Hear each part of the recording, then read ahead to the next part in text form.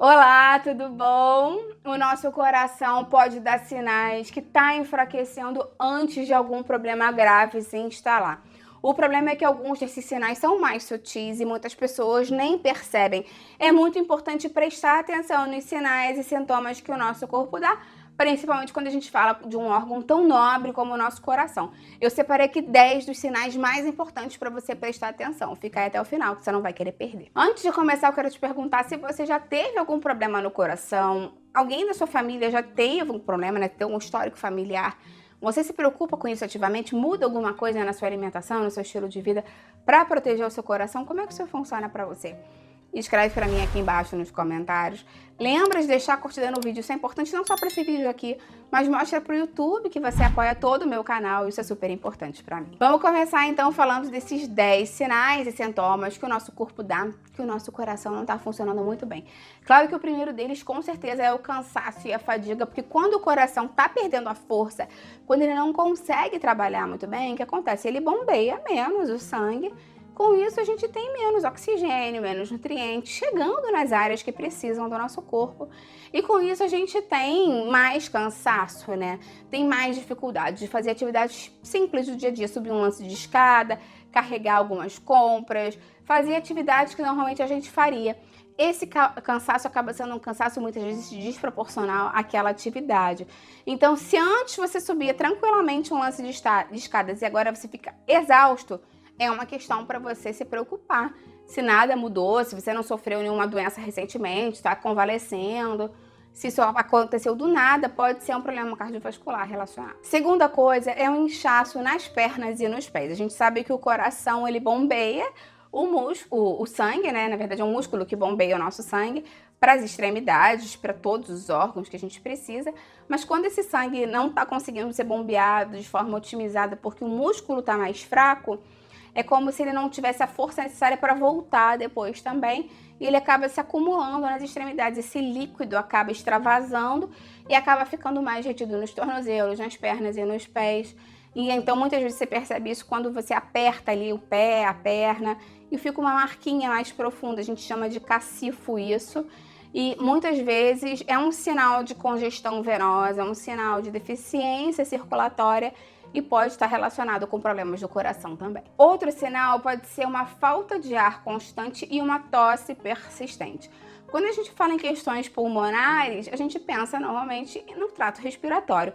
Mas isso também pode estar relacionado a um acúmulo de líquido nos pulmões causado por um coração que já não bombeia bem o sangue.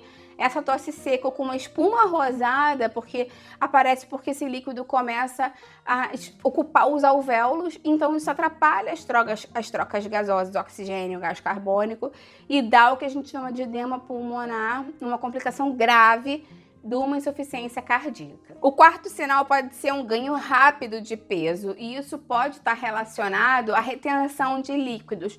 Então, um ganho repentino de 1 a 2 quilos em um dia, por exemplo, com certeza está relacionado ao inchaço e não à gordura, né? Não à quantidade de alimentos que você ingeriu naquele momento.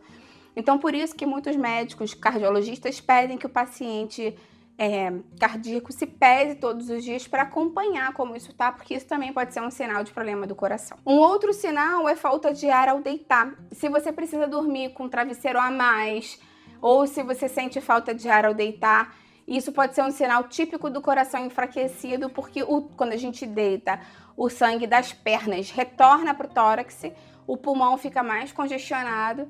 Tem gente que inclusive acorda de madrugada sem fôlego, então isso pode estar relacionado ao excesso, né, de sangue ali circulando e uma fraca capacidade do coração de bombear nesse sentido. Outra coisa é levantar várias vezes à noite para urinar, a nictúria, pode estar relacionado também com uma sobrecarga cardíaca, pode estar relacionado a um inchaço persistente. Então, quando a gente deita, o sangue das pernas, né, como eu acabei de falar, meio que volta para a circulação, porque fica tudo no mesmo plano. Então, aumenta o fluxo para os rins. Então, se a pessoa acorda muitas vezes, 2, 3 vezes, 4 vezes à noite, para urinar mesmo sem ter bebido muita água antes de dormir, pode ser um sinal de problema cardiovascular também. A confusão mental, a dificuldade de entender algumas coisas também pode estar relacionada a uma baixa perfusão de sangue no cérebro, e isso pode estar relacionado a uma baixa capacidade de bombeamento do coração. Mais uma vez, o coração pode não estar tendo força para bombear de forma eficiente o sangue para que ele vá às extremidades. O cérebro acaba sendo uma extremidade, né? E, na verdade, ele está contra a força da gravidade, então pode, para alguns casos mais graves, de pessoas com o coração mais comprometido, dar esse sintoma também. Um outro problema pode ser a pressão muito baixa, tontura e desmaio. Se o coração está muito fraco, não consegue bombear da maneira que precisa, o sangue pode causar uma pressão baixa. Essa pressão baixa pode levar a uma tontura, em alguns casos até mesmo fazer com que a pessoa desmaie, caia.